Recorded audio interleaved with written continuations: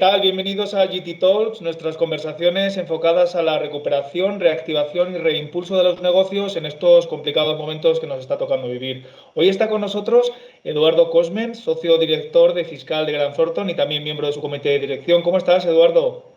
Muy bien, gracias a Dios y afortunadamente. Y contento de estar aquí, poder participar y de verte a ti también. Bueno, oye, Eduardo, no es una impresión mía, es una realidad que desde que se pronunció el estado de alarma se han publicado una gran cantidad de medidas fiscales. Esto es así, ¿verdad? Sí, la verdad que es cierto que el Estado, las comunidades autónomas, incluso los ayuntamientos, desde el primer momento reaccionaron con mucha rapidez, te diría que con profusión de normas. Quizá eso ha hecho que sean progresivas y un poco accidentadas, por lo que no siempre es fácil tener una visión global. En general son normas de diferente calado, dispersas, de diferente origen en función incluso de la localización geográfica. Por eso la verdad que es importante que cada contribuyente, especialmente los empresarios, dediquen una parte de su esfuerzo, ya sé que muy intenso en otras dedicaciones, pero dediquen una parte de su esfuerzo a analizar su aplicabilidad a su caso específico, sobre todo en función diría, de su volumen de negocio, de su sector o tipo de actividad y, por supuesto, de su localización geográfica. ¿Cuáles dirías, a grosso modo, que son las principales ayudas fiscales que deben tener en cuenta nuestras compañías en estos momentos? Bueno, por lo menos dependiendo de lo anterior, pero sí que diría que para mí, sin duda, a nivel estatal, son los empresarios y pymes, bien persona física o bien como sociedad, pero con un volumen de actividad inferior a 600.000 euros, quienes se van a beneficiar de las medidas más generosas. Pero también existen medidas muy importantes en las comunidades autónomas, sobre todo en los territorios forales, el del País Vasco y el de Navarra, y lógicamente el entorno sanitario. Es decir, sobre todo los proveedores de materiales y de productos sanitarios para atacar esta epidemia. Esos serían los tres grandes focos que, si quieres, entramos en un poquito más de detalle. Lo primero que cambió a nivel fiscal fueron los plazos administrativos, que han sido ampliados en su mayor parte. ¿Cómo ha afectado esto a la operativa fiscal habitual y cómo lo habéis ido resolviendo? Sí, es cierto que la regulación ha generado cierta confusión porque es prolija, compleja, con muchos detalles no siempre comprensibles, pero también es verdad que hay que aceptar al legislador, o hay que reconocer al legislador, que es que afecta a muchos tipos de procedimientos diferentes, con departamentos de la administración muy diversos, como es aduanas, los departamentos administrativos, los tributarios. Por eso déjame, si quieres, yo insistiría que lo importante es quedarnos con la idea de que la práctica mayoría de los plazos ligados con un procedimiento administrativo tributario han quedado aplazados o pospuestos, por lo menos, hasta el 30 de mayo. Con esa idea yo creo que sería lo más útil en general, para el contribuyente y empresario. Vamos a bajar a ciertas figuras impositivas. ¿Hay cambios en el impuesto de sociedades, en IVA, en IRPF? Sí, es verdad que tienes razón que cuando hablaba de ese aplazamiento de plazos, es importante destacar que no incluye el plazo para la presentación de las declaraciones de liquidaciones y, por tanto, especialmente de las declaraciones en el IVA, en el impuesto a sociedades o en el IRPF, que con carácter general mantienen los plazos originales.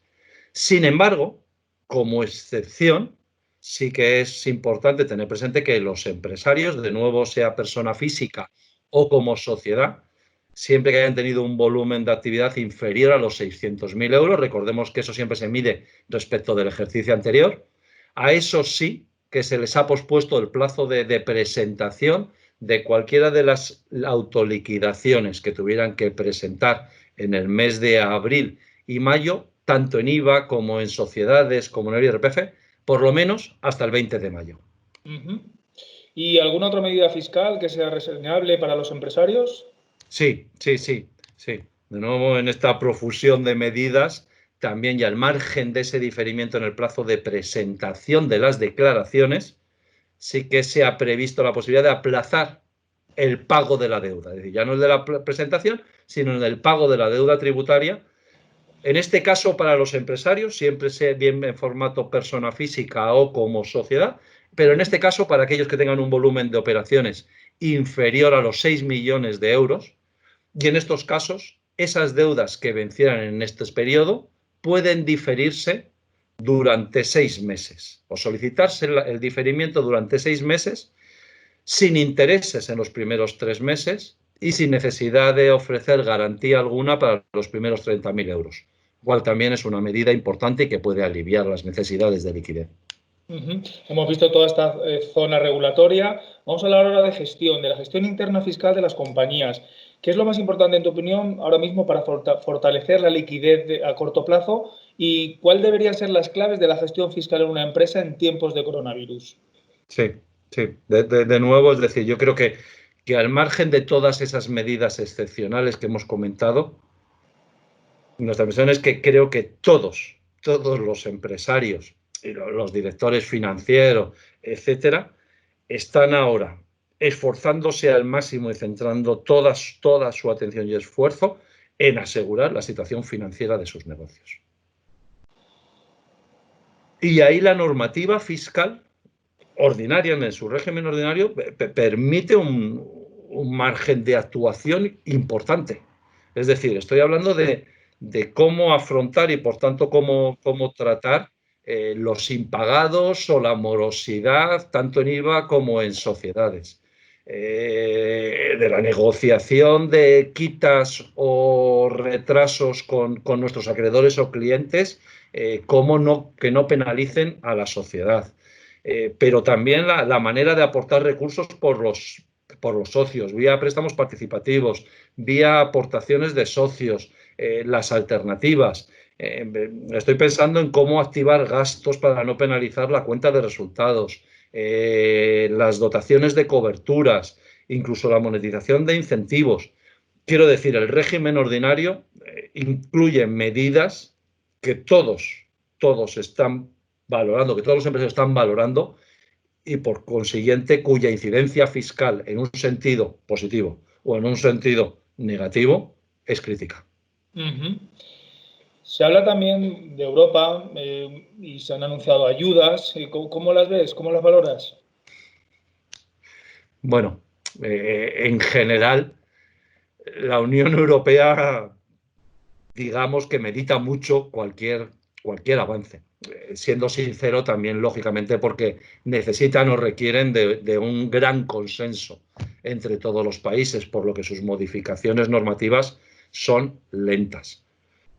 Fíjate, no obstante, que en este caso fue la promotora, o la gran promotora de reducir los tipos de IVA al 0% para todo el material sanitario ligado con combatir o tratar la epidemia, y eso consiguientemente ha reducido su precio y, por consiguiente, su coste. Ha sido una medida muy importante, urgente e inmediata. También hay otras medidas que tendrán que materializarse más a largo plazo, pero por lo menos ha manifestado, digamos, su predisposición a no incrementar las cargas administrativas ligadas con el ámbito tributario. Es decir, había varias previsiones de entrada en vigor respecto a obligaciones incrementadas de reporting en las transacciones, de mayor también obligaciones de información en el IVA.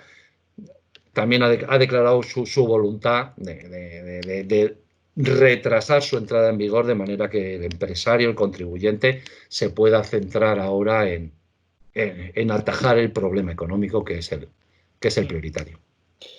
Y ya por último, se habla mucho de bajada en la recaudación fiscal. Esta bajada podría venir ahora a continuación. En tu opinión, ¿qué retos fiscales a nivel empresarial se abren en la fase post-COVID en España?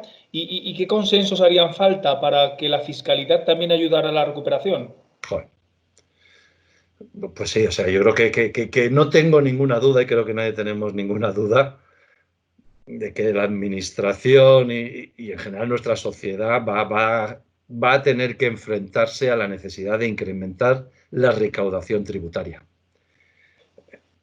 Pero dicho eso, también es verdad que tanto en la situación presente, por derecho comparado con otras jurisdicciones, y desde luego por el pasado, ese incremento de recaudación creo que solo puede conseguirse favoreciendo el incremento de la actividad económica, de la actividad empresarial, del consumo, de la exportación.